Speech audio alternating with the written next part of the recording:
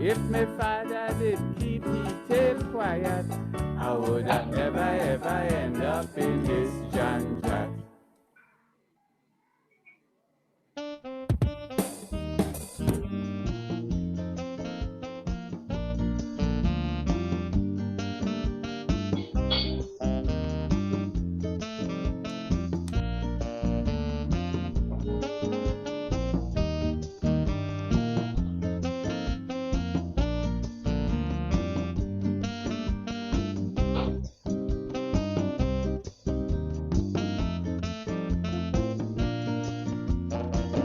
Most people don't know the history of Calypso in this country. They feel it started in 18 with the crowning of Lord Smokey. They never checked it seriously to know it was here since the 40s. First introduced to Canada by a Trini named Lord Caressa. So class in session, please pay attention. Listen to this teacher, Calypso history in Canada. Yes, sir.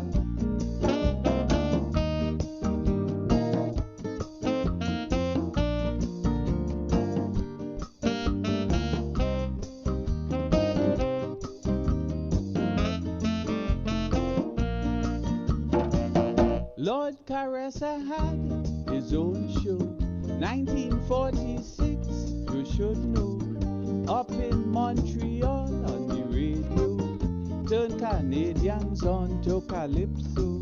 Lord Melody came to reside, but the coldness near Killy backside.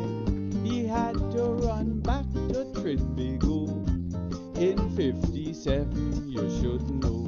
So class in session, please pay attention and listen to this teacher, Calypso history in Canada.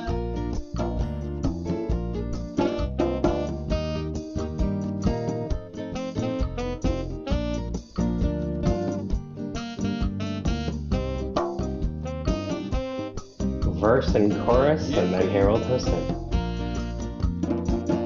Then in the 60s was Lord Lance, an English chap who took a chance, doing he thing with Calypso on a popular TV show. Lord Bryner was big in this land. We had Bill Trotman, funny man, and we can't forget Dave Martin, pushing Calypso with the trade winds. So class in session, please pay attention and listen to this teacher, Calypso history in Canada.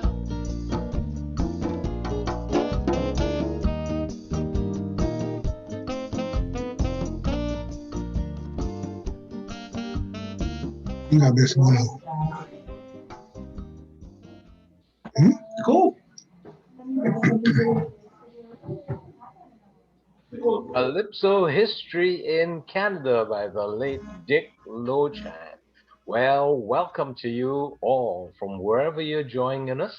Thanks to COVID-19, we can join each other from wherever we have a connection all around the world. This is the second event of OCPA's 40th anniversary celebrations. OCPA, the Organization of Calypso Performing Artists here in Canada. Now, exactly 1 month ago today, we celebrated Dr. Rita Cox, one of our Caribbean icons, and today we're going to celebrate somebody else. His name is Selwyn Woods, more familiarly known to the people in the Calypso world as Woodsy. Now, Woodsy was the man who started the first Calypso competition in Canada, and out of that grew the idea to form an organization for Calypso performing artists, OCPA.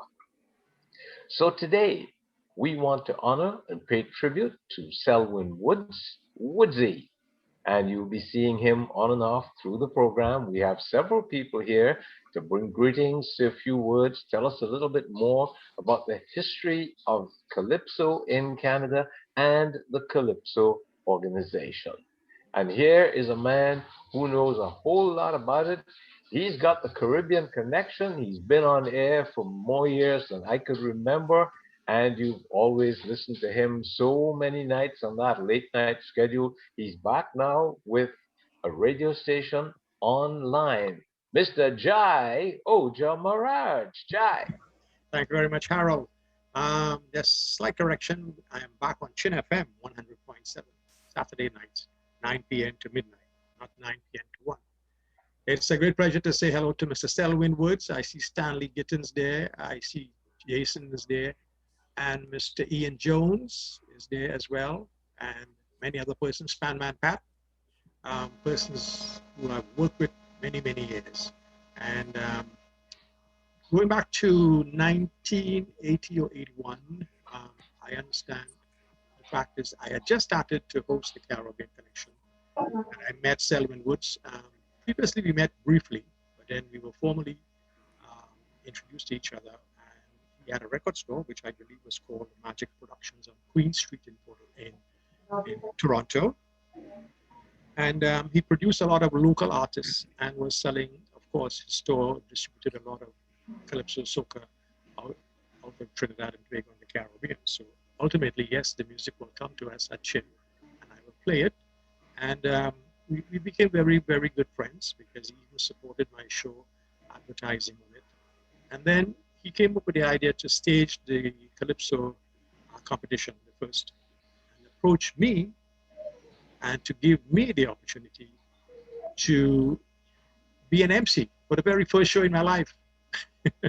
So that, in fact, was quite telling for me, and quite it began a part of my career as an MC for the shows. I guess it came with the territory being on the radio. And the first show was held at the Calypso show, in fact, was at the Masonic Temple at Young and Davenport. And I believe Ian Jones's band was there. Ian Jones and the Magicians, if I'm correct. Ian can always correct me on that. And if I can believe some of the Calypsonians who were there for the finals, Smokey, Junior Lord, also, I'm trying to read, King Cosmos was there with a couple of lights on his, he had some lights on his head. I'm not sure what he was Lord singing Cosmos on. at the time. Was Lord Yes. Cosmos at the time. Right, Lord Cosmos. Okay, you were there very well. Let's see, Professor Gomez. Congratulations on the second Masters, by the way. And the show was well attended. Thank you. And in fact, so I want to thank Woodsy for giving me that opportunity and for the relationship we have had for many, many years, working closely with him, not only producing Calypso and Soca, but he did a lot of other music as well, produced the music of Sil McIntosh with Ian Jones and others, the Christmas album, other albums, and also he did Beginner as well, and distributed a lot of the music from the other islands. So again, to Selwyn Woods, I want to say thanks very much for giving me the opportunity to be part of this celebration and to be an MC. Now, the show was well attended at the Masonic Temple, and in fact, if I am correct, two of the guest artists were Explainer and Shadow for that particular show. And I'm not sure if they appeared together or on different nights. And also coming in from New York City, Mr. Ralston Charlie's of Charlie's Records. And in actual fact, his presence was well noted because he played a significant role in the promotion and distribution of Calypso music throughout North America. And in fact, through his recording studio and his stores, the music got distributed. He was very, very vibrant and very stern about promoting Calypso music. And what I learned about Charlie's, when he used to go to fets in New York City, he would walk with his own records and demand that the DJs play Calypso music. And then you know, he began recording people like the Mighty Sparrow, Explainer, Super Blue, others, and them. And the music will come to us through Mr. Boris and others. And we just played the music as the case may be. So yes. And then moving along from the Calypso show, we saw many of the local guys started recording. And some of them were not up to par. And some of you may not like what I had to do or what I had to say. But the fact is, the Saturday night show, which I had, was very popular, and you had to play the music that was going to please everybody. So what I did, in order to accommodate the local guys, I created a special night for local music, Tuesday night. And what happened there? I previewed the music, and if your music gained the traction it was supposed to, I played it on a Saturday night.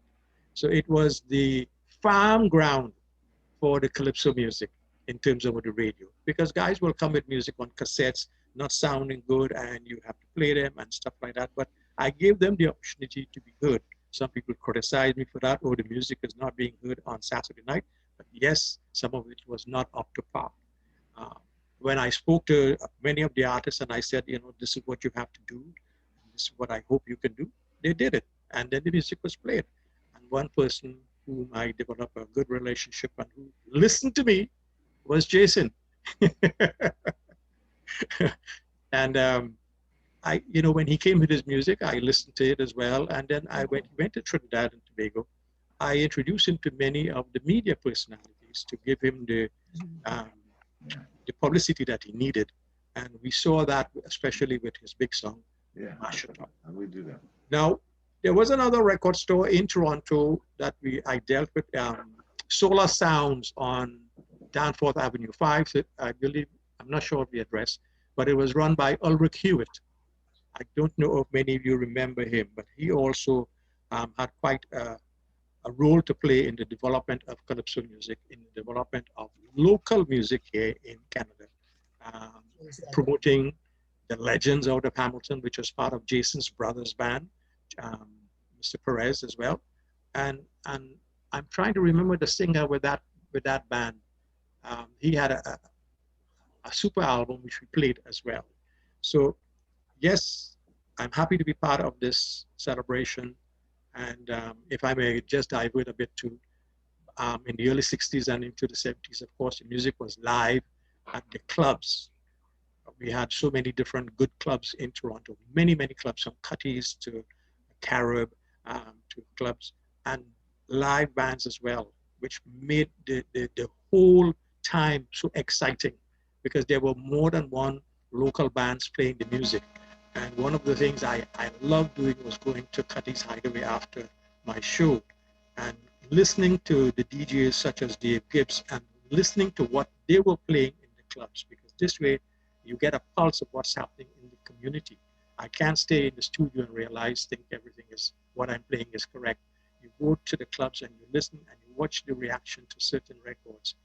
And in fact, you know, through Chin Radio as well, and through the Chin Picnic, we did a lot for the local artists, because when we staged the picnic, and the Caribbean stage in particular, 99% of the artists on the Caribbean stage were local. And I remember doing shows with many of the guys from OCPA, and in actual fact, the 1% will be the major actor of the Caribbean.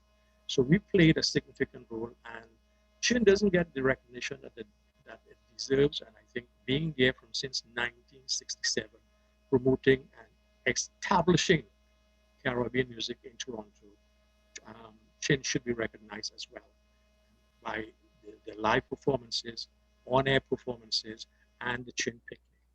You know, and again, working with people like Selwyn Woods and others, it has been a tremendous journey. And I want to say thanks, and I want to say congratulations to Woodsy and Jones, Ian Jones, who produced many of Selwyn Woods' music, and we had a good team going. And I want to say thanks very much. I don't know if I can, I believe it's 4:10 now, so I want to say thanks very much for this opportunity. If anybody wants to add to that, they're happy to do so. Thank you, Jai. Certainly a lot of history with you going back with the Caribbean music and Chin way back into the late 60s and early 70s. Well, another person who's been around for a long, long time and playing steel pan music, and the man who introduced steel pan music into the high schools and got it into the curriculum, and now steel pan music is in high schools all across the GTA. A great steel pan teacher, performer, calypsonian. He's going to bring us a medley of some old music. Here is Pan Man Pat McNeely.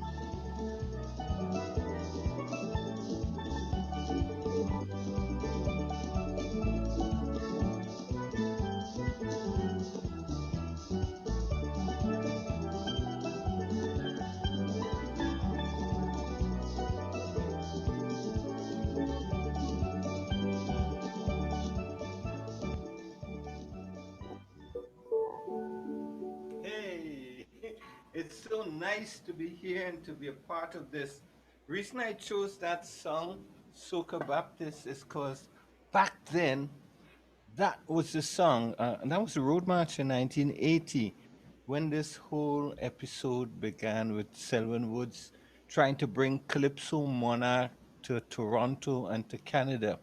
Um, on weekends, as you heard earlier, Cutty's Hideaway would be buzzing with music, live music and stuff. And Soul Sam, a DJ, had the idea to have a Calypso contest because already there was an audience. All you needed was a show. And so he got the show going, and that inspired someone else to have a calypso contest. I understand the reason, one of the reasons that inspired Selwyn Woods to have this monarch competition is because in the Cutty's Hideaway event, it was a Calypso King contest. And Lady Pearl and people like that couldn't enter. And he wanted to make it possible. So throughout the rest of this programming, you're going to hear of all the different little side stories that there were, and coming from the people who actually took part. And this experience caused the formation of the Calypso Association in Canada. And that has been 40 years. It took us 40 years. Harold, 40 years. And we're so happy to celebrate, Harold. Well, it's great to celebrate the 40th anniversary of OCPA this year. As I said before, this is our second event. 1 month ago, we had our first event celebrating the life and support of Dr. Rita Cox, who's still around and still supporting the Caribbean people and the culture. And of course, today we're celebrating Selwyn Woods, Woodsy, and his contribution to Calypso and the Calypso Monarch competition here in Canada. Now, we've got several people on, and I want to remind you that if you pass the word to your friends and pass on the address that they can log on to, we can expand our audience and get people all around the world joining us. We'll be having another event about a month from now. And of course, we'll continue the celebration of the 40th anniversary of OCPA, the Organization of Calypso Performing Artists. Now, there is a name that a lot of people don't hear, but he's been in the background with the music, blowing on that trombone for years and years and years. I remember a long, long time ago when I started writing a few songs, Jamesy, Oswald James, was there, and he was getting my scores for me. And one time I was going out to sing a song, and he said to me, "Why don't you come and pick me up and I'll go with you?" And he took his trombone and came down so he could make sure that the musicians there were going to play the right thing. So we've got Oswald James, better known to us all in this world as Jamesy. He's here to bring some greetings to Woodsy and say a few words. Jamesy? Hello, what's up? Oh, pretty good. Nice to have you on, man. Okay, Haven't man. seen Thank you in you. a long Thank you. time. Thank you. Thank you. Who's that? Woodsy? Yeah, man. What's up? Good man. Haven't seen you for a long time, man. Still in Toronto? Why are you not leaving here now? Oh, no. COVID have you locked down? Yeah. Congratulations, man. Thank you. In the good old days at the Masonic Temple. James C. What was the name of the group? The Magicians or something like that? Magicians. The Magicians, right. Magic and Ian. Right, that's right. But anyway, James C. Did you play? Yes, I did. Yes, I did play. Yeah. I think too. I would like to let you know, the audience know that soca was born in Toronto, developed in Toronto, and we have about 3 people can attest to that. That's just to let you know. Call the names. Henry Antoine, remember Henry Antoine? Henry Antoine produced Rash Shorty I first. Right. Song. And another Toronto musician played on it. Oh yeah, yep. Was that Scal? Yeah, Scal, yeah. Anyway, it was nice seeing you and hearing you, man. Woodsy. Nice seeing you and hearing you. Same here, man. Same here. All right. Take care. Eh? I'm trying my best. Okay, man. Hussein. Well, Jamesy, nice to see you. And as always, keep up the good work. You're a man who is keeping up the culture and keeping up Calypso, keeping Calypso alive. And we thank you for that. Thank you, man. Thank you very much, man. Thank you. All right. Well, another person who's behind the scenes writing music. He doesn't sing a lot out in public anyway. He's a very quiet fella, but he's he got things going on up there, and he puts out some good songs and some good music. Jonesy, a man who shares my name, Mr. Harold Ian Jones. Ian was a past president of OCPA, and we welcome you today to bring greetings to Woodsy. Ian?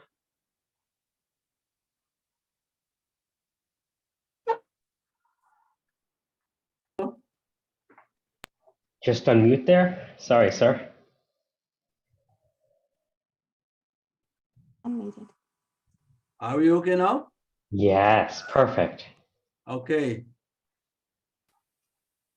As I was saying, I'm going to be a little more formal with my presentation before I get into the chat. Now, just to correct a couple of things. Selwyn did not start the Calypso competition in Toronto. That happened before, a number of years before. Selwyn Woods, as Pat pointed out, started the Calypso Monarch competition. With Smokey. No. Smokey was the Calypso competition at the Cutties Hideaway, which Cutties put on. That was in 1980. That's right. It was in 1981 that Selwyn and Magic Productions put on the Calypso Monarch competition at Masonic Temple. Right. Just to correct that. Yeah. So I would really like to publicly thank Selwyn for his vision and commitment to the excellence which led him to stage that competition, and also to found the Calypso Association of Canada in 1982. 81. No. Okay. Yes, he was the founder, but Woodsy has never been draped in the allure of being the first to do anything. He always wanted to make sure that he wasn't the last. For him, it was about empowering communities to sustain themselves, to bring others along, and to ensure that no one is disinherited along the way.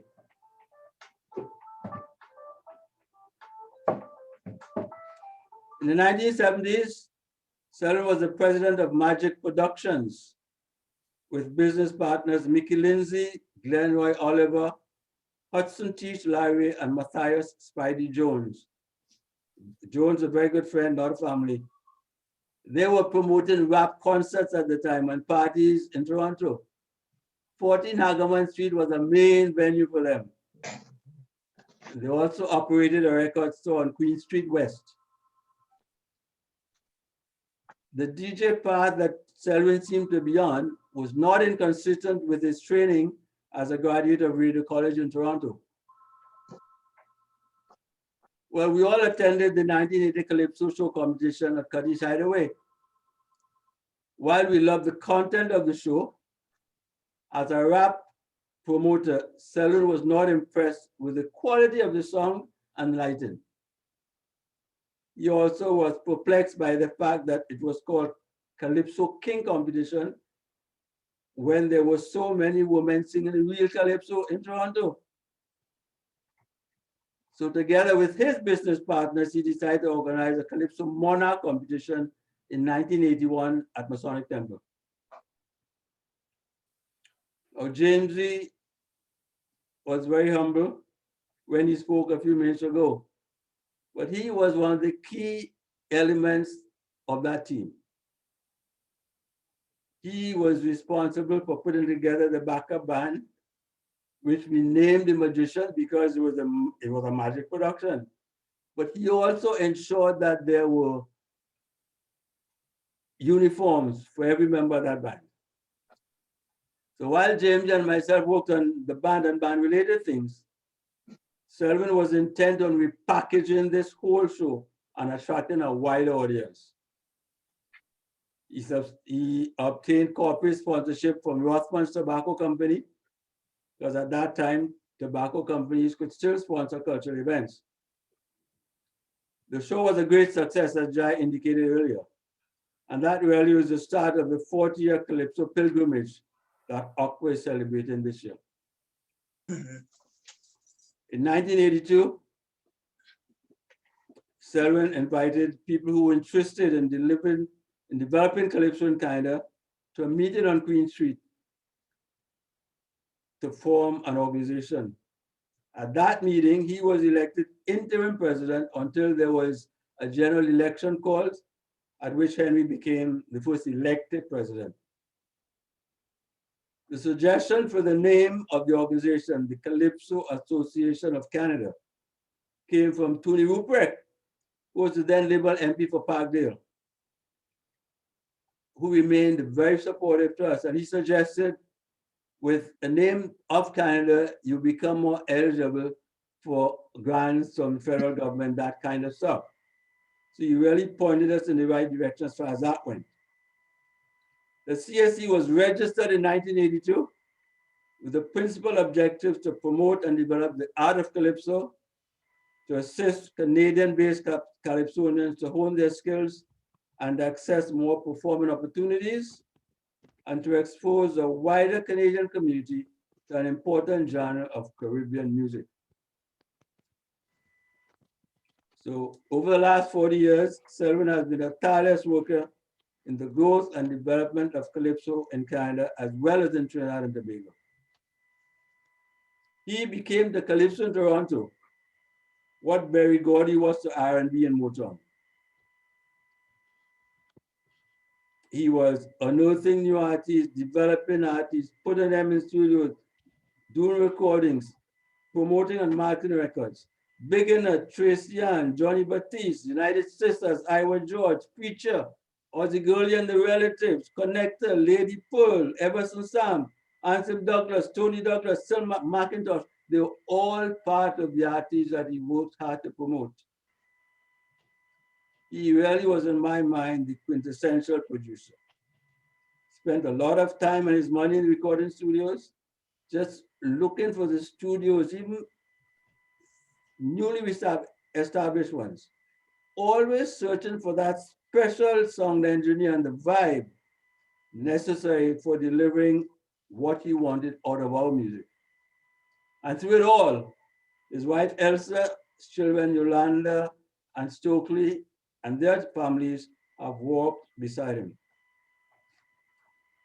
Most recently, Woodsy has become the most prolific generator of ideas for Calypso. Seldom does a day go by that I don't get a call from him saying, Jay, good morning, check your email. And that is his code word for saying, I have a topic for a song that I want to discuss with you. This is his total commitment to the art form. Calypso really has become his raison d'etre. He has lived out the words of Calypso that Tracian sang in the competition in 1991. And part of the chorus went like this. The words were, you got to do something to change something. In this life, if you want to win, give your mouth a rest and start doing something. That is what Selwyn has done. You know, early in our friendship, we established that both of us were continuing a family relation that had started in the 1940s in the tiny village of Toko in the northeastern part of Trinidad.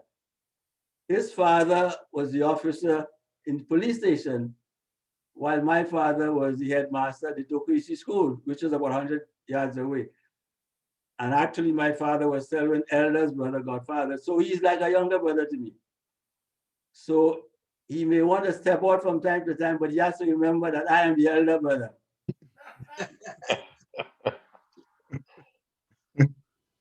Selwyn, my friend, it's been a wonderful 40 years.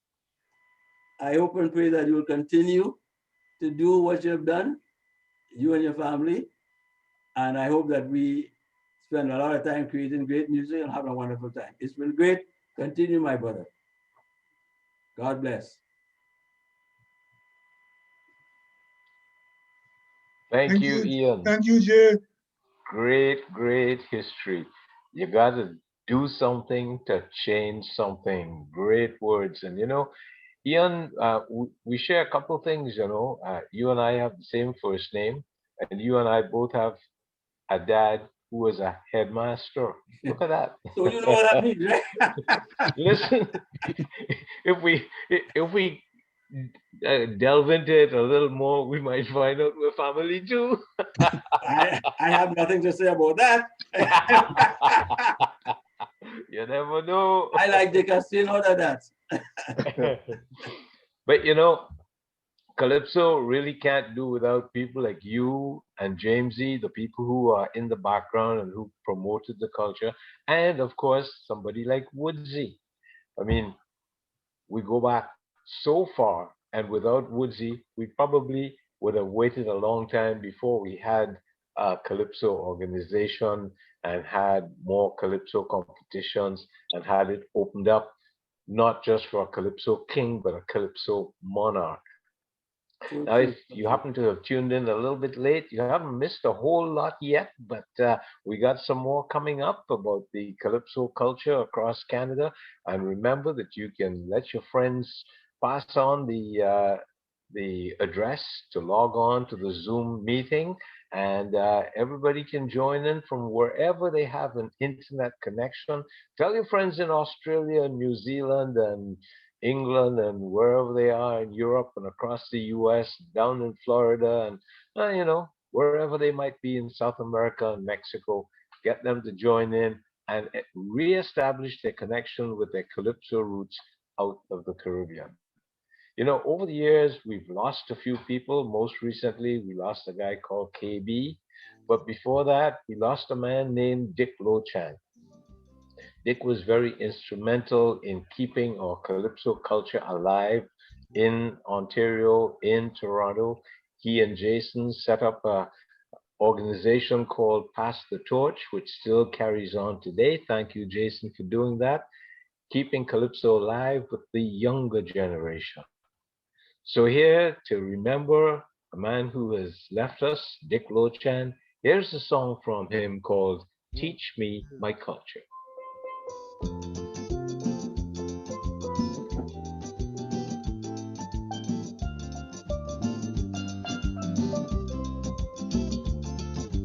Everyone is a teacher in their special way. Even little children can teach us today. We can all learn from each other and live in harmony and make this world much better for you and me. Teach me my culture, teacher, teach my history. You'll understand me better if you learn about me. Respect and honor, teacher, please hear my plea. And teach me my culture, teacher, teach my history. Life is an education, I know you will agree. Learning can be fun and set our thinking free. A little cooperation is all I ask of you. So I hope you're listening, this is what I want you to do. Teach me my culture, teacher, teach my history. You'll understand me better if you learn about me. Respect and honor, teacher, please hear my plea. And teach me my culture, teacher, teach my history.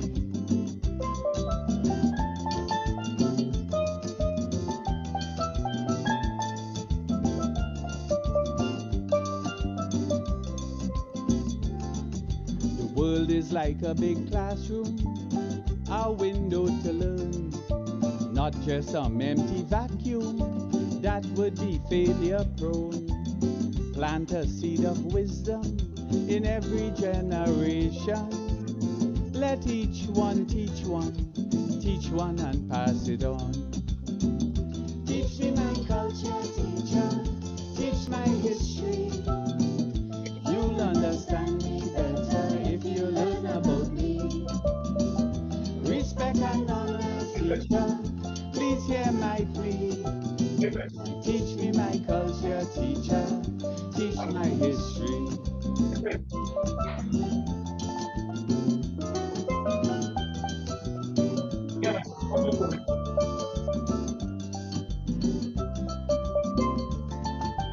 We're all the master's children, I hope you don't forget, of equal creation, but different mindsets, seeking truth and justice, and some consciousness. No time to be fooling, let's start enrolling. Teach me my culture, teacher, teach my history. You'll understand me better if you learn about me. Respect and honor, teacher, please hear my plea. Teach me my culture, teacher, teach my history. Sweet music from the late Dick Lochan, Teach Me My Culture. Lovely melody, great lyrics, and we're proud to know that Dick is still remembered and he's still got music that keeps us alive, and we thank him for his contribution to the Calypso culture.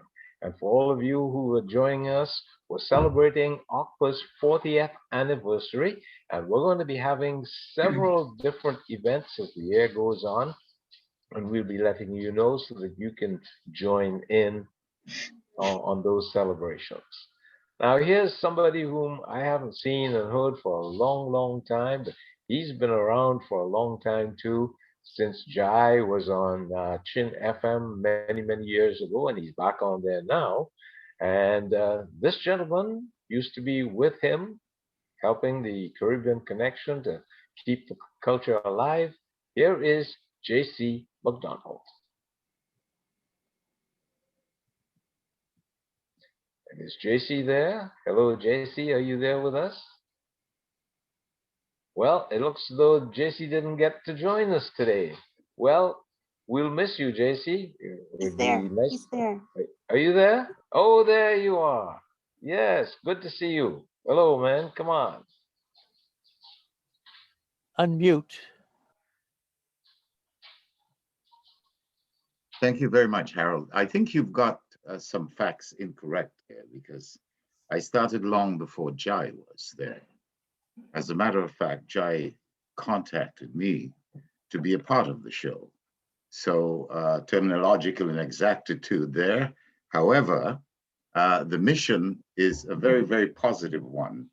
And I'll tell you, since I got that call, I was going to the drugstore, and I hate telling you my private life, but I was going to the drug, and then I had to sort of come back. I called my wife and said, take this number for me. And my name appeared as my wife's name because it came through her phone as Ingrid McDonald. But this does not in any way take away the wonderful work of Woodsy. He has been an incredible person. Now, I started at a very early age at Chin Radio. And when I started, I knew nothing of anyone else except Leroy Lambie, and there was a girl from Trinidad who did that. And it was a very interesting sort of job for me because it was not really alive. Calypso was not really alive. And I had to sort of make contact with people like Mr. Gittins and go down to Trinidad, go down to Antigua, go down to Trinidad, Antigua, Barbados, and try to get the hit songs that would be very appealing to the North American market. And so it took 11 years of pounding at nights for me to have attained a certain degree of popularity. And I was totally surprised when the Toronto Star walked in one day and was pretty complimentary. But I have had the privilege of meeting so many wonderful Calypsonians. And Woodsy was a person I met. And he was, at that time, I think, a promoter. And he was assiduously involved in projecting the culture. And for that, I eternally grateful for having met him. He has been a tremendous personality, an ambassador of our culture. And for that, I am very, very surprised. I remember there was another guy by the name of Toro. I don't know if my memory serves me right. I'm getting up there too. But that's already. He too did a great job. Selwyn Woods, of course, played an integral part. Cutty's Hideaway was a place I would occasionally hang out with, and they piped all the sounds of the Caribbean. And one great thing about Cutty's is that they had a bit of a forum for a lot of Calypsonians who came in and budding Calypsonians. They gave them that type of publicity. We Place was another place I frequented. Dave Martins, he's in the Cayman Islands. I spoke to him just about a couple of weeks ago. Yeah, only eating. Rin Tin Tin. Yes, is that Dr. Fox? Hello? Are we still on? That's Dr. Cox.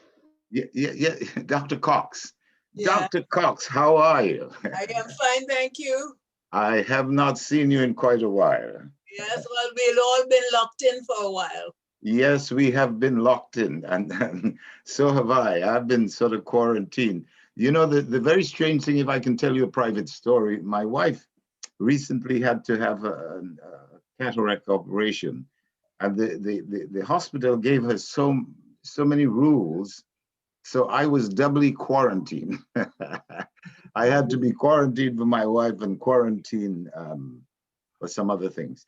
But back to this, Woodsy, I would love to express my sincere appreciation for all that you have done.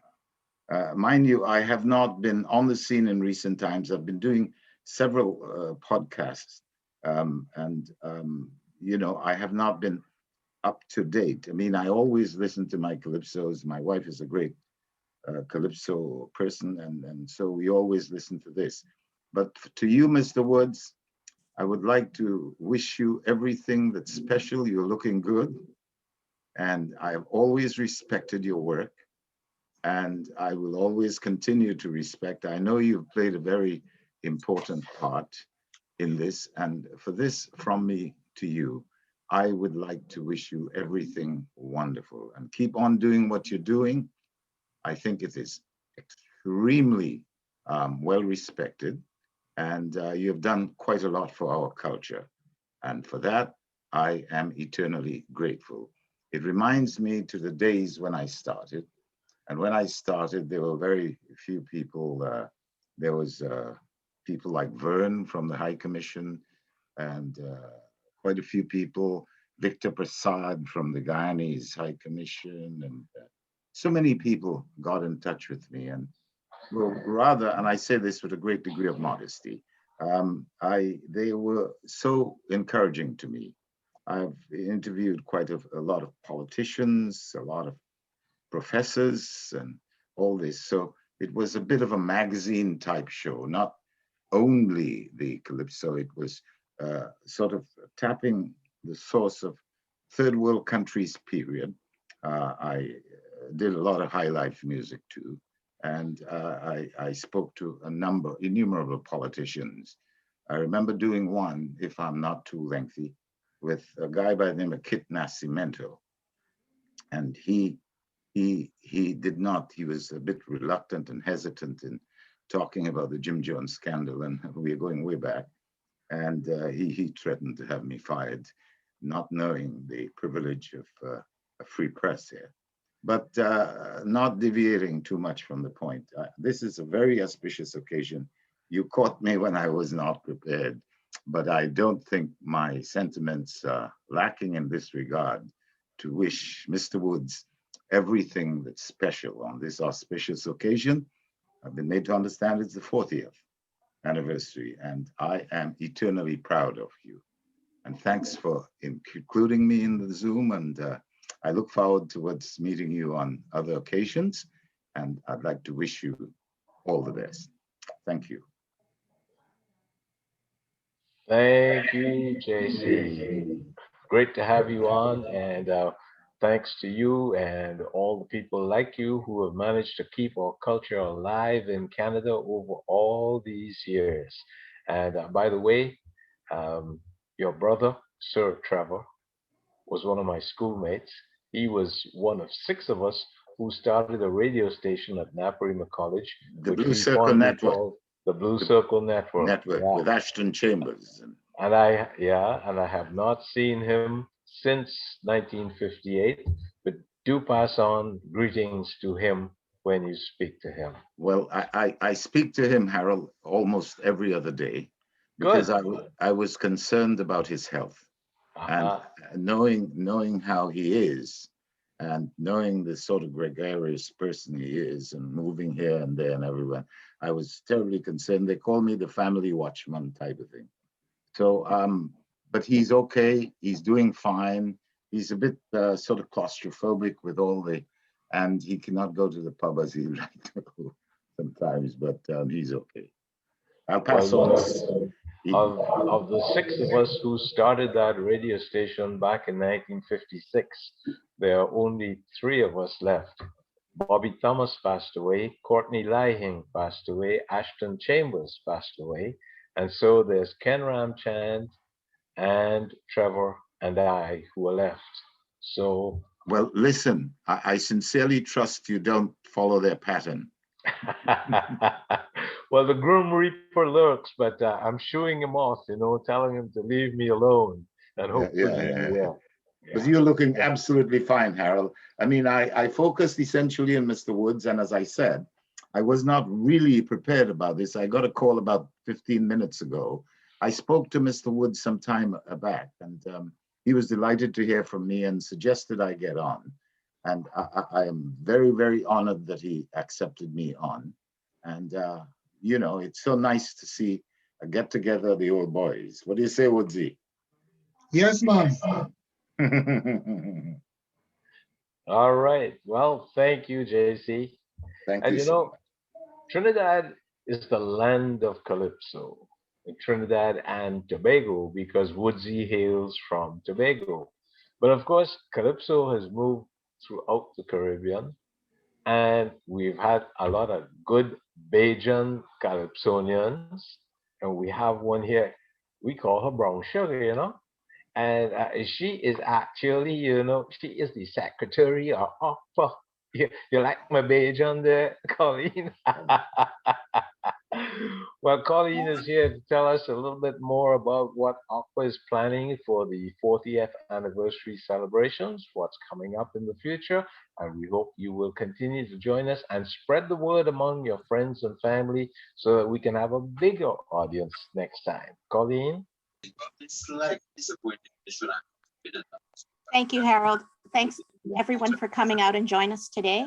This is the second of our tributary series that we've put on so far that has had a very great response. And we will look out for the April's tribute. Some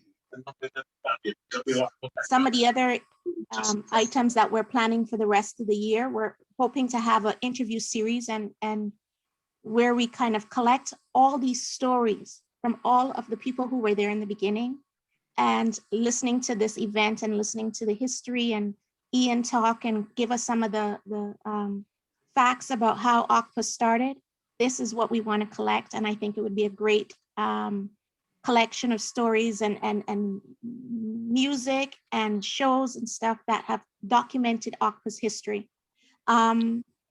So also we're planning a soca event on Saturday, June the 26th.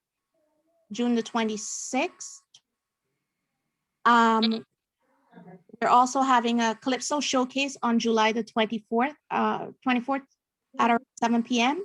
And we're going to culminate all these activities with our 40th anniversary celebration, which should be October the 23rd, 2021. So we're hoping that COVID is gone by then. But if it isn't, we still want everyone to come out and support and join us on our virtual show if that's what we end up doing. But we're hoping to be able to see everybody and have a more in-person celebration. So again, I just want to thank everyone, Harold, Stanley, Jason McDonald, Ian Jones, Pat, Oswald, James, Jai, and Harold, and Macrame Fifi for being here with us today and for being with us last month when we celebrated Rita's event. So thanks everybody for joining us and for all your support. Thank you, Colleen. The job you have to do as Secretary of OCPA is not an easy one. We appreciate everything you do. And I just noticed that I call her Grogs. Susan Grogan just sent a little message saying she wants to teach me how to talk Bajan, but you know something? Grogs, you remember you sang a little bit of background for me? You and Beverly sang background for me on a song I called Lessons from My Mother. And after that song played a few times, somebody asked me, well, somebody said to me, I didn't know your mother was a Bajan. So, you know, I ain't saying where she was from, but you want to teach me some Bajan, I'll gladly take the lessons. I love the Bajan accent. Okay, Harold. All right. Well, you know, Woodsy hails from Tobago, and he's got a relative from Tobago, and she has been a Calypso monarch for at least 6 or 7 times. She sings with La Petite Musicale. She is a powerful performer. We call her Macrame Fifi. The name is Tara Woods, so the Woods name there from family. And she is going to bring a song called Haiti Will Rise. Macrame Fifi. Okay. Just one moment, please. I just want to say what I have to say first, and then I will introduce the song. Okay, Harold, give me a thumbs up. Sure. Okay, then. Well, good afternoon, each and every one, lovers of Calypso, lovers of Calypsonians. Good afternoon, and what a wonderful privilege it is to spend these couple hours recognizing the work of Selwyn and all that he has done and all that he has been to Calypsonian and the art form of Calypso. My name is Tara Woods, yes. And as long as you are a Woods born in Tobago, you are family. So I may not know who Selwyn's father and mother are. He may not know who mine are. We are family. Incidentally, he knows who my families are, my mother and father, stuff like that. Selwyn, I want to thank you personally for making it possible. We, Papa, look how you're looking like the Prime Minister of Trinidad and Tobago behind that flag. Family. Hi, family. Yes, I would like to thank you for making it possible for females like myself to enter the Calypso arena and the Calypso competition ring here in Toronto. I just learned something today, knowing that you are the one who said, instead of having a Calypso King competition, let's make it Calypso Monarch so the women can be a part of it. I thank you for that. I know you like woman. Always you like woman. The very first year I entered, and I entered the arena 20 years after it started.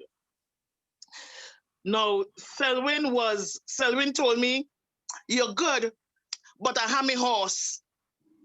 And his horse was big enough. So I had to fight my way to get my cousin to have me as his horse. I can't understand it. He said, you're good, but I already have a horse. My horse is beginner. So I had to beat beginner that year in order for Selwyn to pass and watch me one bad eye. No, when two begonias watch each other bad eye, that means I love you. So I get a couple bad eye from Selwyn that year. And from ever since, he and I have a sort of unspoken respect, right? We don't have to say much. We know where we come from. And once he bows his head to me and I bow my head to him, it reminds me of those Viking shows I like to watch. You know, the king just bows his head and he just bows his head. I know we good.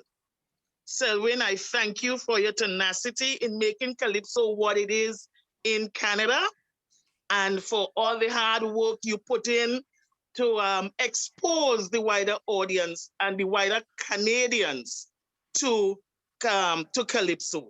I hope your work would never go in vain, and I am here willing and able to help continue the trend.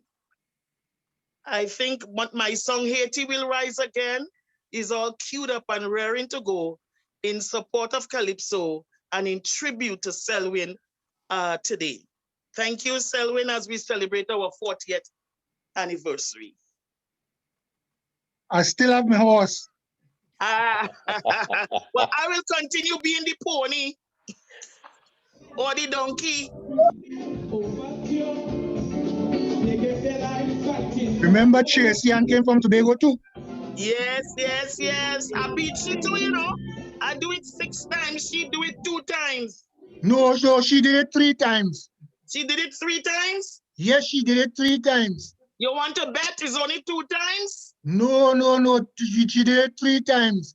After Trevor B tell me that no Tobagonian and know nothing about Calypso, I told him, listen to me. I will show you something. You know where Shadow and Rose come from or what? I bring it out to Begonian. I bring it out to Begonian for all you. And that's how Tracy Ann came to the thing. That time I was living on Raglan Avenue in Toronto.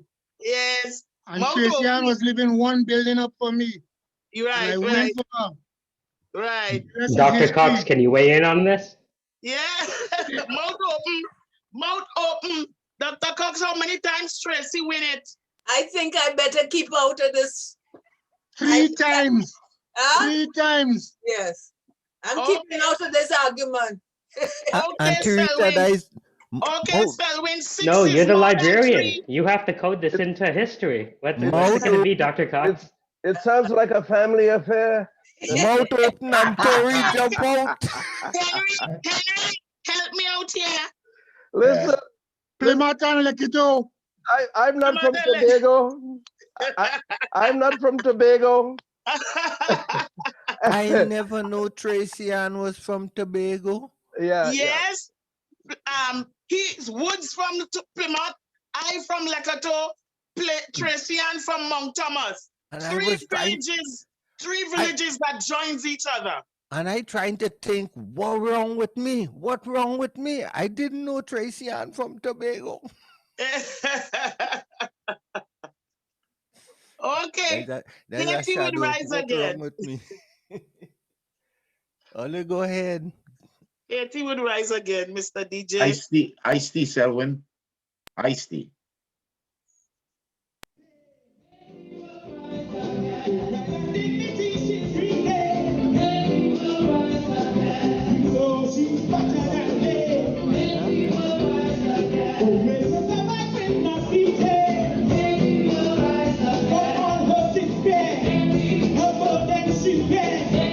She will turn around, cause her faith is strong.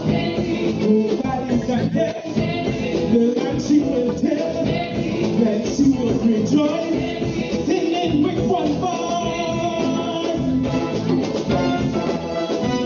Dee da da da way, dee da da da way, hey, hey. All the children we mustn't neglect, their health and welfare we must protect, cause they are the ones who will implement future plans in rebuilding their native land. So full village we must replace, so eager minds wouldn't go to waste. For with education they find the key to success. The pride of progress once again. Be a proud nation, full of the Caribbean. But after all, something has paid. Pride and dignity she'll regain. So she's better than paid. So I will not be there. From the depths of hell, she has lived to tell. She lived in her state, in charge of her place. When the job is done, they'll gather around, dancing in the streets, tuning cups of beef. So let's march again, share her daily bread, from sorrows and pain. She will rise again, she'll regain her sight, she will see light, like a bird in flame. She will rise again.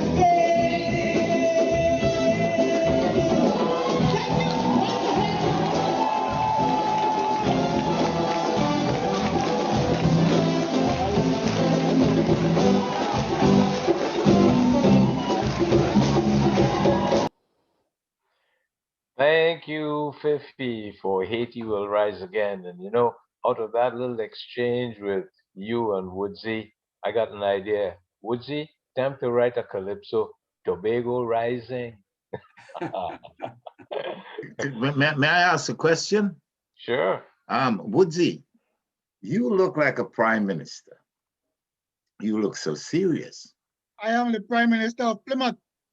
Okay, I now understand how backward I am in knowing things. You know, I've really been out there. You look so serious, and I said, my God, my friend looks like a prime minister. And I've got to say compliment to my beautiful wife who has been helping me with the technicality here. And your name was on this thing, Ingrid McDonald. And so I hope you guys didn't think I changed my name. Woodsy, smile. Smile, it's in style. It's an auspicious occasion for you. Give me a smile there. 1, 2, 3. Oh, I love that. All right. Well, you know, back 40, 50 years ago, it was Sam the Record Man. But when you went to Sam the Record Man, I don't think we used to see Calypso records and Steel Pan records in those days. No. But some years later, They used to hide it in the back. if you wanted good Calypso music on record, you had to go see JBS Records. And that was Stan Gittins. Stan's been around for a long time, keeping the culture alive, and he's here to bring greetings for Woodsy. Stan?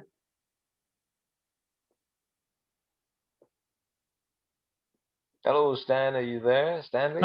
I'm here. Okay. I'm here. Take a stand. If you could just move your camera down a bit so we can see. Can I come move the camera down? Just so we can see your mouth while you speak. There we go. You're good? Yes, Go for it. good to see you. All right. Mr. Selwyn Woods. Stanley Gitlin. It's been a long time, boy. It's a long time coming. Congratulations. Thank you. We've been talking for a long time about this, and it finally happened. I'm so proud. Because we are the pioneers. This guy's talking about the 80s. I'm going to talk about the 70s. When we first got to know each other on was College Street. You on Nesio had the record shop. You remember that? Oh no. We got to know each other from Mali United. That's right. We was playing soccer. Playing soccer for Mali United. That's a long time, Selwyn Woods. But we had to enjoy ourselves, and then you started off all right and selling, and I was pushing the calypso through when the Jamaicans didn't want to hear no calypso in their shop. And you was persuading me, go and sell Soul Chick and all these other calypso was coming in. Was getting it from the United States, from Charlie's, and you were there with me. And Charlie's and Granville Straker. That's right. And I was the first man to bring it here in Canada to sell and pushing calypso, and you were pushing on the other side. Woodsy, about Michael on Queen Street? That's right, Queen Street. No, Queen Street. The fellow who I think he died in an accident coming with records from across the border. Oh yeah, Climax record. That was before. That was long after. Okay. That was long after, my friend. That was long after. I kind of mix up, Stan. But Stan, my band was your first band. But listen, when Selwyn started to produce, I'm telling you that, and it's just no lie. He will always call me. He called me Bob Gittins. I don't know why he called me Bob Gittins, but he called me Bob Gittins. And I say, listen to this. And he always put it on the phone and say, what do you think? And he will always bring it to me and say what I think about whatever he's doing. And then I'll give my opinion. And he say, all right, I'll go back and do something again. And 2 weeks after, he will call me again, Bob Gittins, listen to this one. And so on and so on until you get it right. I said, boy, you have a hit there. Go with it. And with Smokey and all these guys, he produced all of them, and they were hit in Toronto. And they Stan, remember Smokey started off with my band, Sunshine Set. That's right. So but with all that happens, I was one end selling the calypso to the Jamaicans and the Canadians, and Selwyn was making calypso music with the local calypsonians, trying to push them up, which was very, very entertaining. And we started off there, and we went on. He went on to do other things, and we still together. We still talk about music. He still, just about a couple months ago, he sent me something to listen to again. So he didn't. He haven't stopped. Regardless to COVID or no COVID, Selwyn that's in his blood. And that is in our blood. That's what's in it, and that's what happens. Stanley, over the last more than 40 years, we're talking 40 years for OCPA, right? Over the last more than 40 years, you must have all kind of recordings. OCPA is building a little archive of the history of OCPA. Anything you have with OCPA, is it possible that we could in some way become partners of those material or recording or vinyl or whatever, get a copy of? Well, I was thinking a better way to do that. I was thinking that Selwyn and Ian Jones could get together and write a book about calypso, I think, of Toronto, Canada in a whole. Ian probably have notes on it already. And get together with Selwyn Woods, Ian Jones, and Dr. Cox, and everybody put their input in, even Cosmos, because is with business you want to find out. This man is a chairman of that committee. You want to find out with business, me and Jones with business. Where do you think we have this for? And we have you on camera, eh? Well, I don't know. I'm just guessing, friend. Well, Woodsy on camera. Anything, something at the start, Woodsy have to be present. That's it. That's right. That's the fact. He has to be present. You know? He has to be present. Who was the first one to do it and get? He was the only one to get a thing from Rotman's to help the Calypsonians. Also, Jason has good thing. The first big hit Jason ever had was from the first corporate sponsor in a Caravana event.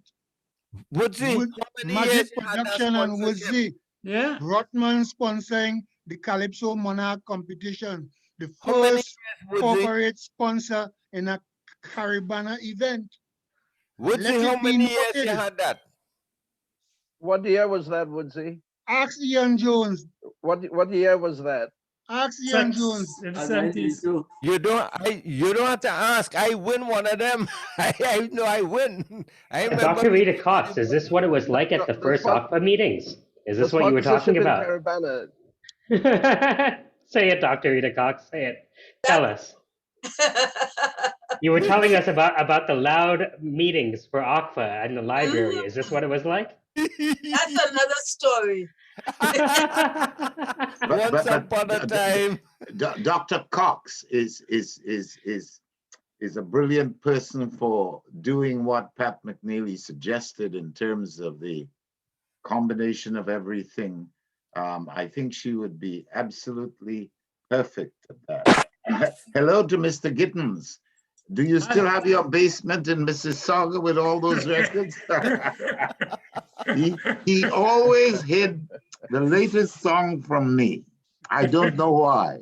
Well, I used to give you and Jahai all the music to play on the radio. Don't forget that. You come on, you whip me up.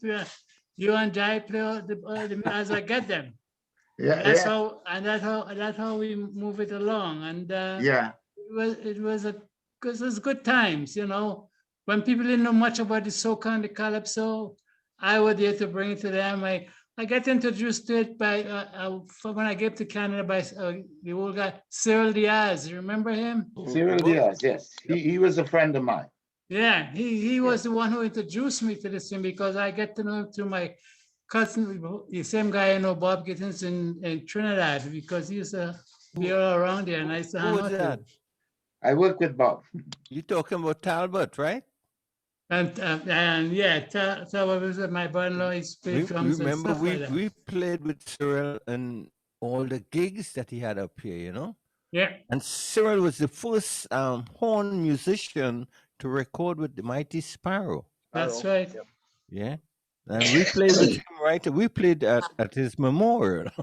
Stanley, you were there. And yeah. Talbot was my drummer. But he was the one who introduced, when I came to Canada, and he was the one who took me and introduced me and told me I got to start selling records because this other white guy, Halborn, used to bring up the records and nobody would let him into the store because he was a white man. Yeah. And I said, take the record, and he just give me the records and I used to go around selling it. Soul Chick was the first big 45 I ever sold. Ask Selwyn Woods about that. Yeah. He knows about the Soul Chick when I took it to the record when he and Miss U used to run. Talking remember about that, Selwyn? Eh? You remember that record? Yeah. That was funny. She want a soul check.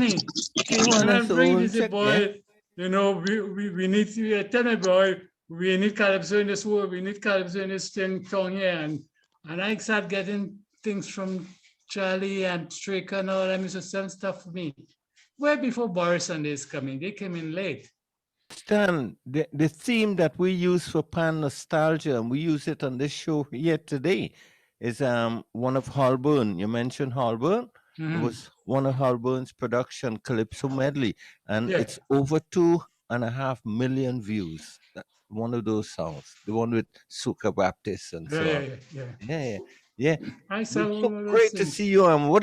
Somebody asked if you have a basement full of records still, because I want some of the Okpa tunes. I wouldn't let JC know that, because I know he would be first one to there and come in and want to have and if you're here, knock on the door. I don't have to just bring out the record. I have to bring something else with the record, and I don't drink no more. So that's where you get the line cut. So that's where it is. Listen, Stanley, and also Selwyn, Harold, Pat McNeely, who has been a very famous friend of mine.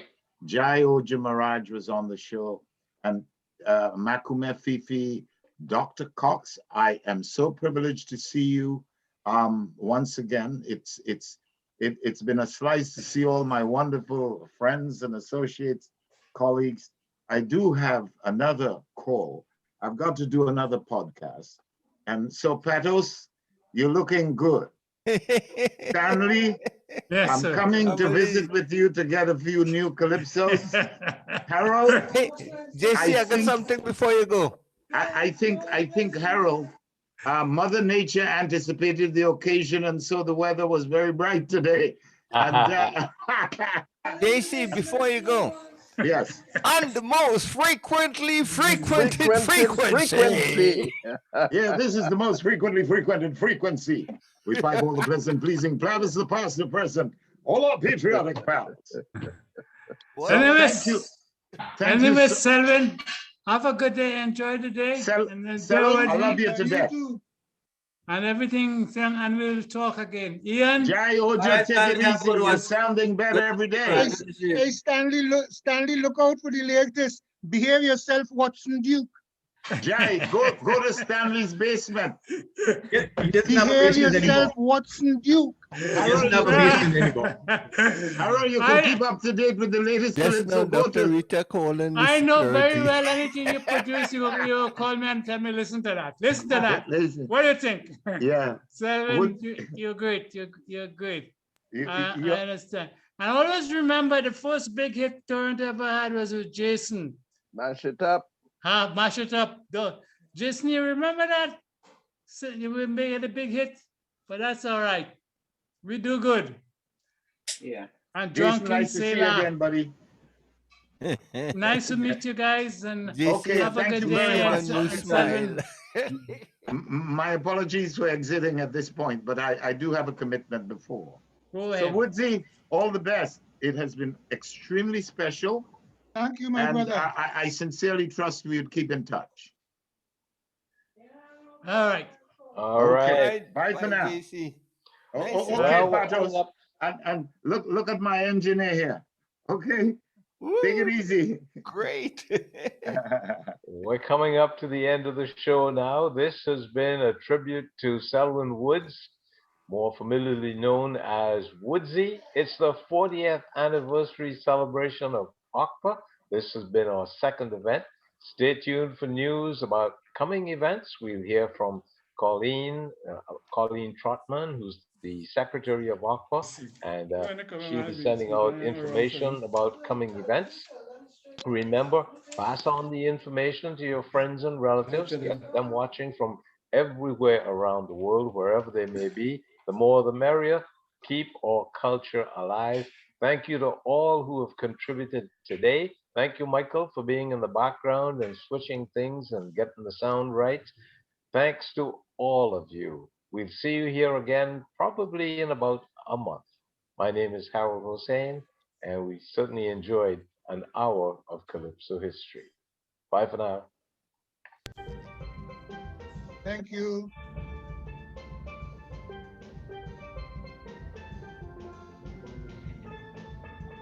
You didn't get time to talk. Thank you all. Woodsy, did you have something you wanted to say? I'll take it off. Hello? I want to say thank you to everybody who participated today. I am honored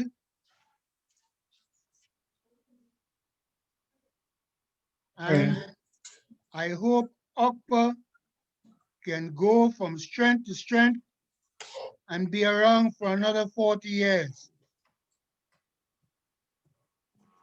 Thank you again. Thank you very much. Thanks to everybody for spending this hour with us. Feel free to chat now and connect with everybody. Dr. Cox, Have a good day. if we can ask you to be the referee for the next show, that'd be great. I'd like to say personally to Selwyn, thank you for your vision. Thank you for being one of the people to start this cultural expression. And I'm glad you're still around. I just have nothing to say to nobody. Me. Your spirit. And I'm not saying I'm taking it. No, I'm not taking it. I'm just right now. Okay.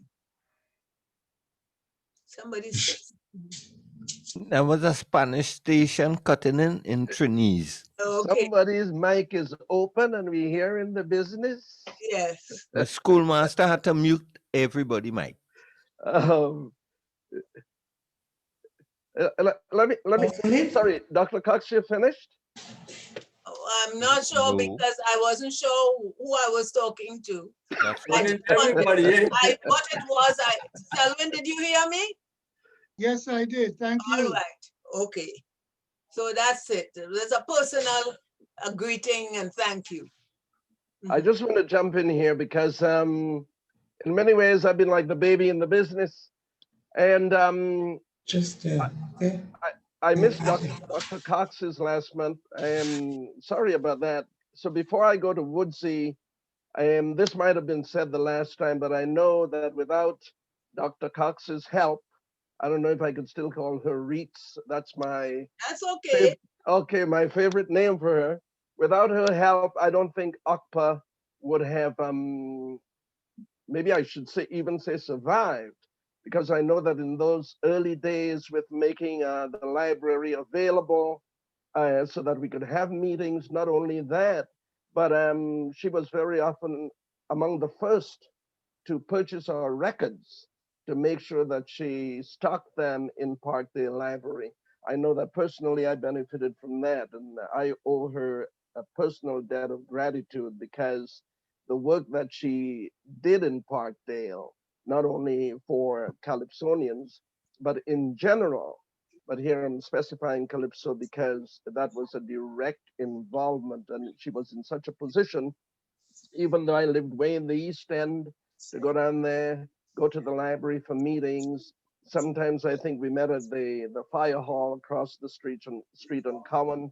And that's how I think I really got to know Woodsy and Spidey and these guys and so on. I didn't understand fully what was happening, but I was privileged because I learned a lot. And to Woodsy, I expressed my appreciation because the work that you did, you and others, but it's your day today, the work that you did definitely gave a platform for Calypsonians and Calypso in Canada. And I think it's fitting to say that Calypso in Canada would not be what it is had you not stepped in and done what you did at the time. It was perfect timing. I remember that that show at the Masonic Temple. I remember back then we had a bit of a thing between Caribana and the Calypso Association. They didn't want us to produce any Calypso shows, and we had this thing going. And in that year, 1981, Caribana also had a competition that Protector won, and I came second. And I remember there's a bit of a thing between them. And that's why it said in Trinidad at times that Protector was a Canadian Calypso monarch. But I am a Canadian Calypso king, and we may be splitting hairs whether it's a monarch or a king, but it's a good time to set the history right. So that's how Protector became a Canadian Calypso king or monarch, however you want to call it. But definitely it was Woodsy's show that really put Canadian Calypso on the map. And that night at Masonic Temple was really magic. It was truly, the name was fitting, the magicians. It was truly magic because after everything was uphill from there. Just a bit of history again. We have to remember that the very first Calypso competition was really held at Maple Leaf Gardens in 1969. And that's the year that David De Castro, the Calypso bandit, he became the first one to be crowned Calypso King in Canada. Smokey was not the first, even though erroneously people have been saying that for years, that Smokey was the first one to be crowned a Calypso King in Canada. It was really David De Castro, the Calypso bandit. So again, this is my way of expressing my appreciation. I don't think that I would have been in the Calypso arena. Remember, I came from theater, from acting. I don't think I would have been in the Calypso arena had Woodsy not done the kind of work that he did and built that platform, or the launching pad, I should call it. So him, Ian Jones, James E., well, Stan Gittins, of course, very important, Jai, all the people. But today, Woodsy and Dr. Cox, my personal debt of gratitude, I thank you so much. I thank both of you so much, because it's in retrospect we can see how the history was being made. While we were in it, we couldn't see it. It's now that we can reflect and we can put things in perspective, we can see how important that work was. And again, my gratitude, my appreciation to both of you. Thank you so much. Thank you, Henry. Can I say something, please? Well said, well said. Thank you very much. Since Stanley and Selwyn have had such a relationship and bringing the product into the country, Stanley, you know about the Rita Cox Black Heritage and Caribbean Collection that is held by the Toronto Public Library. And Stanley was the person, he was the sole provider of our Caribbean Calypso and soul records for how many years? About 30 years. He was the person who provided us with all the Caribbean music, records and CDs and everything through the years until he stopped doing it that way until I left. But he was the sole provider of our music that was used in the library. I would like to share a little joke with you. There was a fellow who came in, and he, a white Canadian, and he came in almost twice a week and took out Calypso records. And one day my assistant called me, she said, I have a question I can't answer. And so I went, and this man said to me, this Calypso music is so lively. Why do they always have to say whining? Why do they say, why did they whining? So I had to come out and explain to him what it meant, gyrating. He said, no, that makes sense. But he thought, he didn't understand the word whining as we did. So between, and Selwyn, you were very active on Queen Street anyway. Yes. So we were good neighbors there. So I beginning to think I was there from the beginning in truth. Yes, you were. You were. And in fact, I mean, Parkdale was the village that raised the Calypso child here. Yeah. That's right, yes. Yep. Hello, could I say something? Yes, you just. Is it possible? Say another thing. Man? Yeah, this is connector. You all hear me good, right? Yes, we hear you well. Very good. All right. I want to say hello to each and every one, and to Mr. Woods. Much appreciation and congratulations for it long deserved. You know, he took me out from the depth in 1994 and produced me when nobody else wanted to. All right. We started in Trinidad and it didn't went well, so he took me to Aussie. And from there, he opened the way for me into the musical world. He taught me a lot of things, and it's much appreciation. And all I always remember, he always say, Don't make nobody take advantage of you, right? And again, I want to say thanks, Mr. Woods. All the best. Continue producing music because, like I say, you're a musical magician. Connectors of perpetual Calypso monarch because of COVID and other things. No competition yet. I'm waiting for him. Mr. That's Palman, like you pipe could wait. talk, boy. You could wait as long as you want. When I say I'm waiting for him, is when I say I don't need to prove it. It's me and a barrage of them, you know. No, that's okay. But I said if there was a second one, and if there was a 2017, I wasn't going to enter again. I only need to prove it once. There's only one, because they can't take away. You could win a crown one time, and it's what you did with it in the long run, right? So I know I represented what I wanted to do in that time. It took a long time to get it, but I proved what I could have done. Very believable story. Enough respect to Tambu. Chris Tambu Herbert said the journey now start.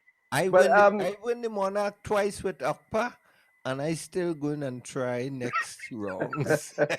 So that's fine. I want to. I into different things now. I want to help people. I want to help the youths.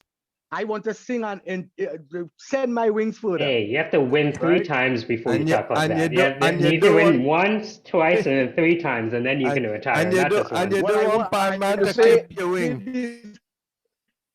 One of the 3 times, right? I did this Soca Monarch 3, 4, and 5, and I had the Caribana Road match for many times, and I was good with that. But it's not all about the winning. It's about producing proper music. Now we just need Wi-Fi Monarch and we'll be okay. And you're popular. But I think too, one of the things that's important coming from Connector is that lesson in perseverance.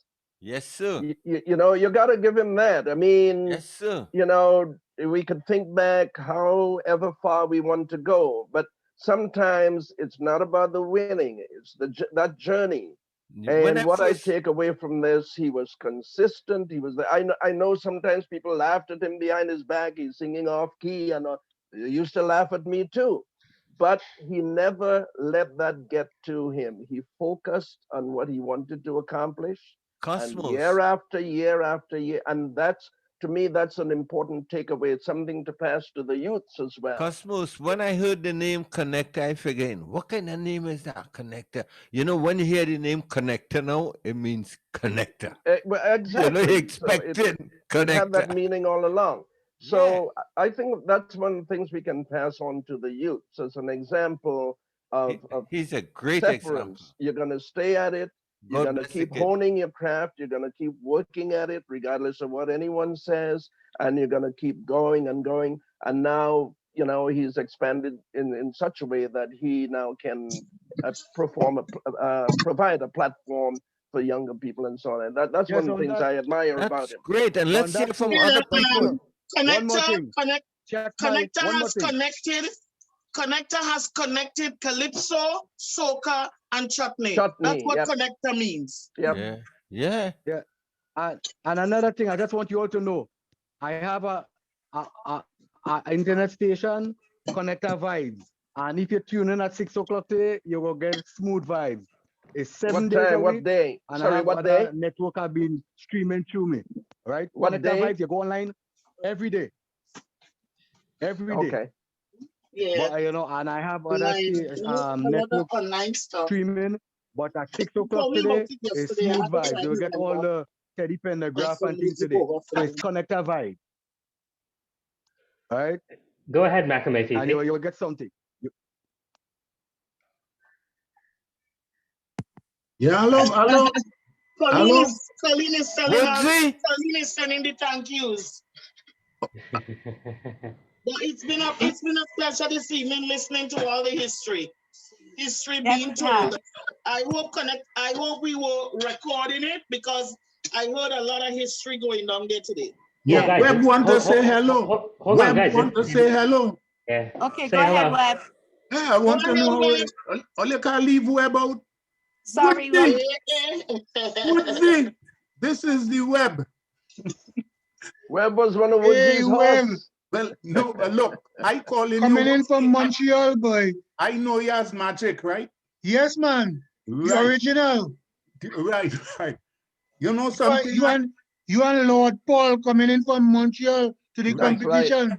Right, right. I am very happy to see that they are honoring you, Woodsy, because it's not the idea of you being honored. And as you say, coming from Montreal, I can remember being in the first competition that you had in Masonic Temple.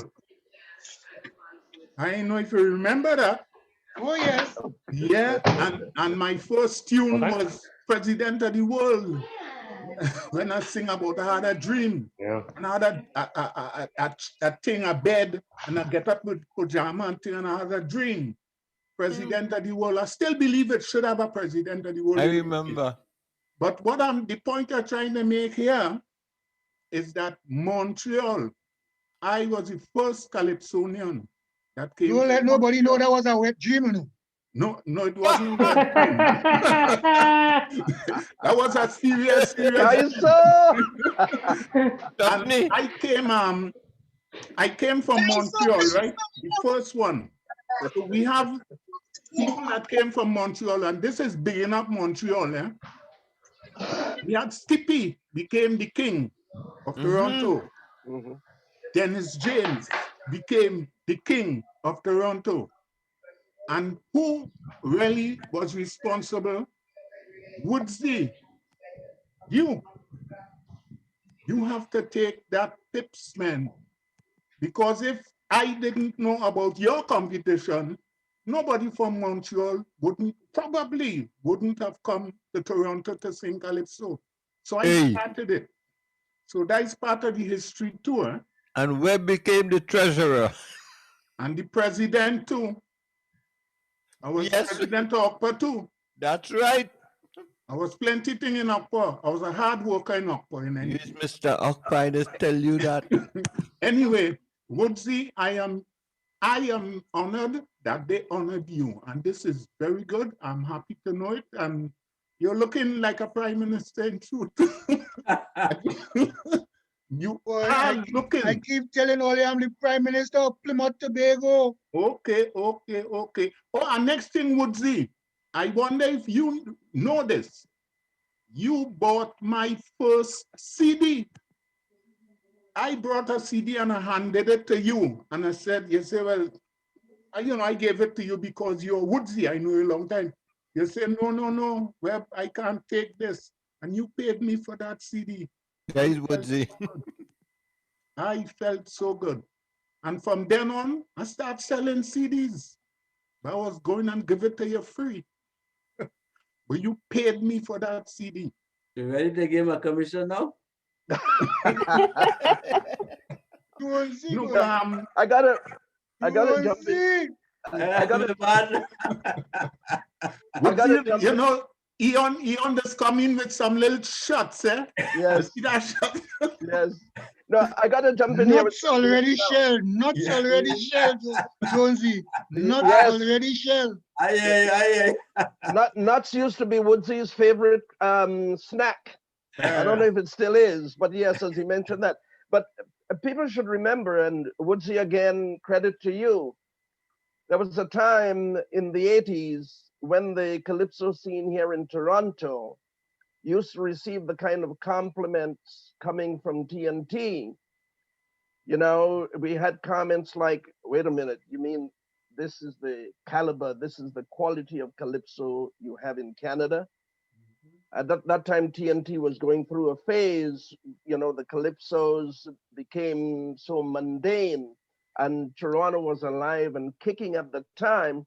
And that's the kind of interest that we had. We had international interest in the Calypso scene here in Toronto. And again, you know, we have to go back to Woodsy for that, because with that first show with Charlie coming in from New York and so on, I could still see him as splashy as ever. You know, Ellis Cholinan as a judge. Ellis Cholinan. Yes. So the scene was really alive and hopping here for quite a while. I'd like to see it get back. I don't know if we've passed a golden age because, you know, life is like that, right? You have peaks and hollows. But I surely would like to see some semblance of that again because, you know, it could happen. Maybe not the same way, not in the same way, but it could happen. We were doing some really, really wonderful work here in Toronto. Doesn't have to end. Yeah, That's right. Connector still there? Yes. Yes, Web, I'm here. Connector, I Yes. want you to tell the audience why and how you became the king, because you did not want to take part in the competition. But and it's whoever because he put on the Connector, dress. you have That's right, to take because part. listen, It's because he put on the dress. when I did, when I sang I Will Rise Up in 2014, right? And I say one day I'll win the crown. They left me out of the finals. And I said, well, you know something?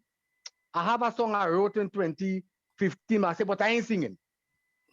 And he said, and I sang it for him. He said, boy, Connector boy, that good song. I said, but Web, I have to put myself in a position. So then I know how to, he said, sing it. I said, okay.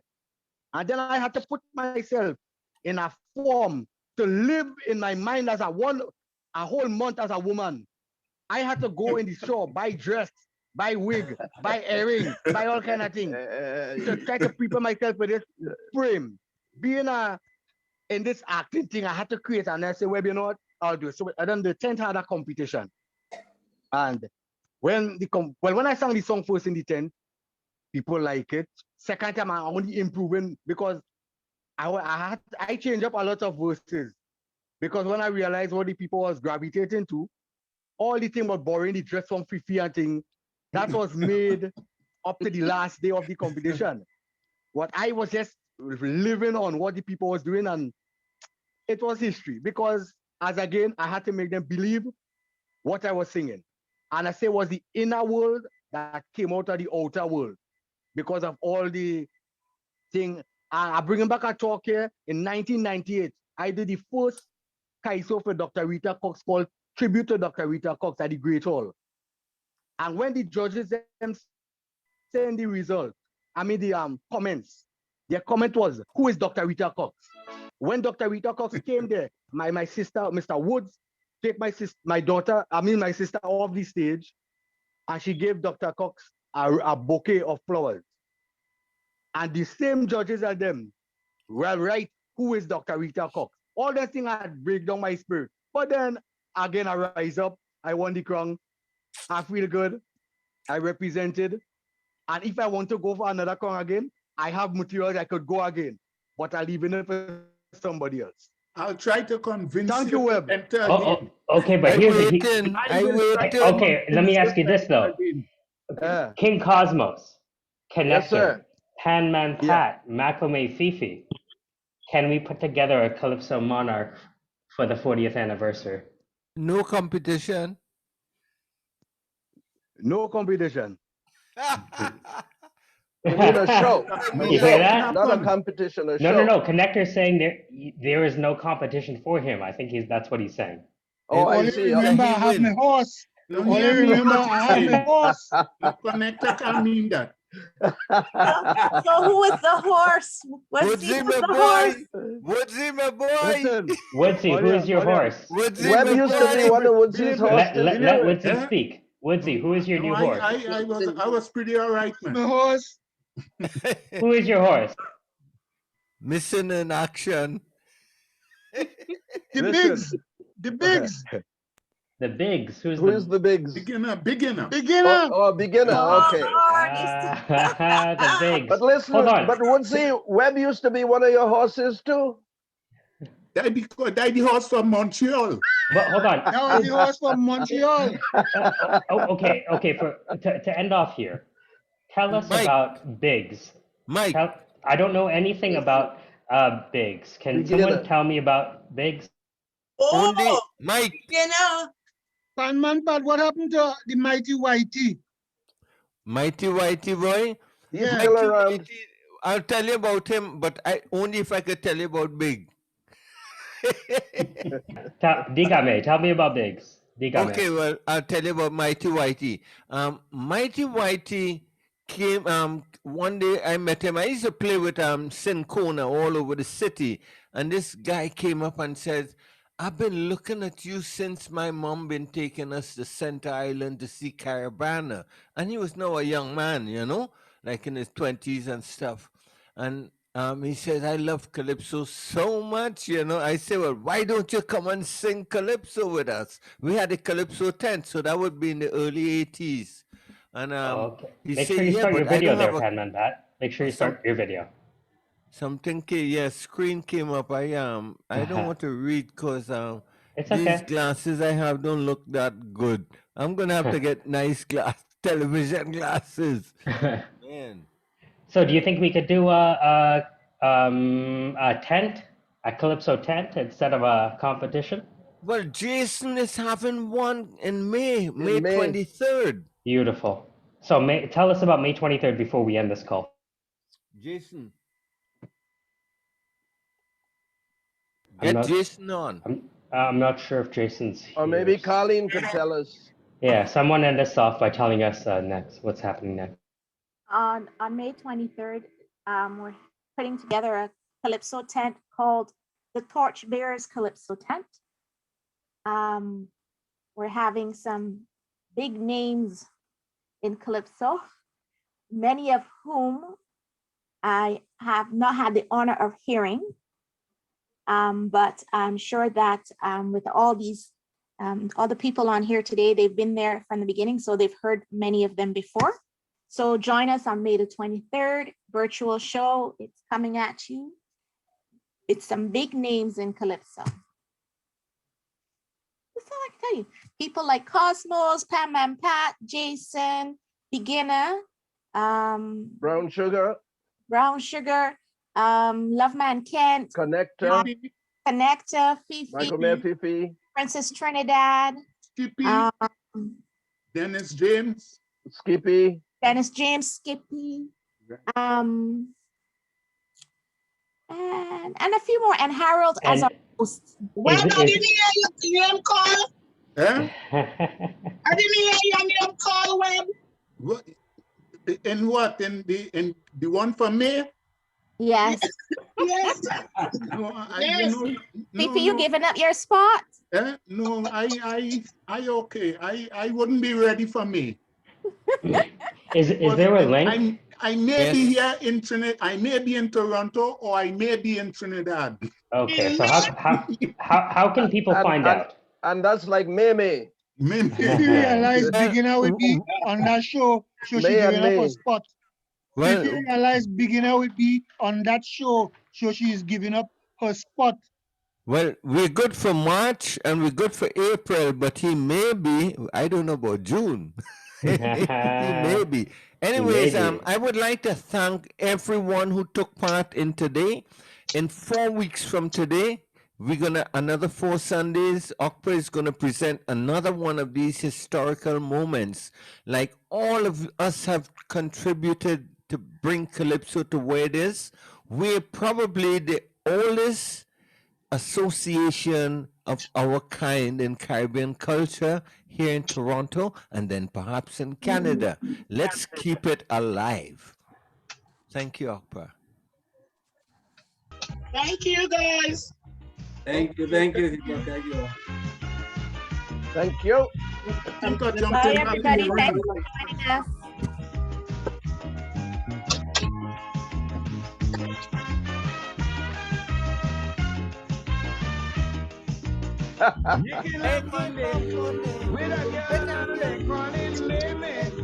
Thank you to everybody. Thank you. Hands up to OCPA. By the railway. And we take a taxi straight to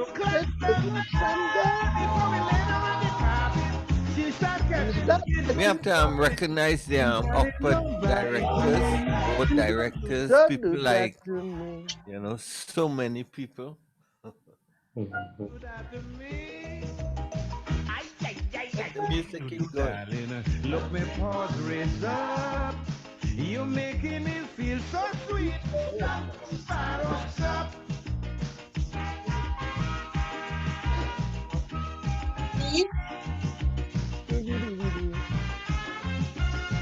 I'm sure Colin could tell us if this show will be on the OCPA web, Facebook page, eh?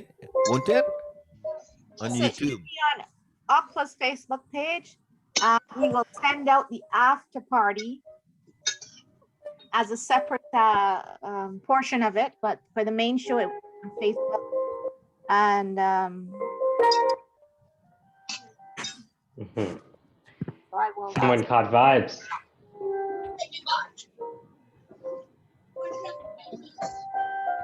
Okay, bye everyone. Bye, everyone. All the best of health to you all. Please don't cling to the corona. Bye. Drive safe. Audrey? Yeah? You have been on? All the time. My goodness, I can't believe it. I can't say a word. I wanted to say something, but Cosmos was talking, and I got off and came back. With this lineup, you just had to jump in. You notice she wait till I gone to bed talk me. I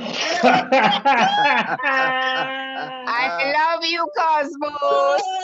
Audra, how you Princess doing, Trinidad, darling? say hi. Okay, How you doing, don't Princess darling me up Trinidad? now. You're singing in the background. You wait till I gone and you start to fung me. Okay. It was a very nice presentation, though. I enjoyed it. I enjoy hearing that men and them talk like that. These men have so much to say. It seemed as though COVID did something good for everybody. Yes, these men were able to reminisce. Yeah, and that is a good thing. Yeah, that's a good thing. Stanley Thank God that we are all still here. Stanley Gittins. Yeah, everybody looks so good. Mm-hmm. Selwyn really looking like a prime minister. I tell you, Prime Minister of Plymouth. Prime Minister of Plymouth. But he have to smile a little bit more, man. Oh gosh. No, no, that's the good look. He's the mayor of Labre. KB was the mayor of Labre. All right. Yeah. That's like the it sounds like he's the Quincy Jones of Calypso. Something. I can take the title for Scarborough. While I this can take the program is title for going on, Scarborough. I make kalaloo, I cook provision, I make potato salad, I make steamed vegetables, I make fried fish. All that I did while talking to you guys. I'm coming over. What time's dinner? I'm coming by for some. Are you on Uber Eats? Fifi, you only saying that because I way down in the West End. Yes. No, there's Uber Eats now. You just go on Uber Eats and you can order from Makume Fifi All shop. that, so I could go and have dinner now. We're gonna have supper Yeah. Forget there is Uber. Hey, before we go, thanks so much, Winston and Joan, for allowing us to use the account for this show. Thank you so much. They've been on since 1 o'clock, so we want to be kind to them. Thanks so much, Joan. Thanks, Winston. Thanks, John. Thank you, Makume. Fifi, welcome. Our pleasure. That's fine. Amazing, I don't know guys. if Suzanne's still there. Suzanne G, are you still there? I know that a lot of people are gone, and I know that we thanked everybody, but I don't want to forget to thank Joan and Michael, their part in helping us, for one, for letting us use their platform, and for two, being there to help us with all the technical stuff. Yeah. So thank you guys very, very much. You're welcome. Our MC. Yes, Harold. Yes. Oh, yeah. You all Absolutely. have Well, a thank good you, week. Joan, and thank you, Michael. You're welcome, Colleen. Amazing. Everybody have a good week. You too. You too. Take care. Wow. Okay, and stay clear. Thank you. You too. All right. Hey, Apana, who's that guy, man? They don't want to come off, they don't want to come off, you know. Well, let me play something for Can you, you man. go home? Everybody go home. I like your pan. This is the parking lot time. This is the parking lot time. Go for it. Go for it. Let's hear it. All right, I'm going to come out now. All right.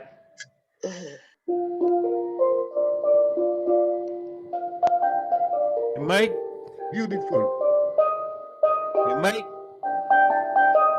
Yeah. I'm gonna run a track. Declaration. Sorry, John, can we stop the recording now? Sure. Yep. Oh, it's Michael that has control.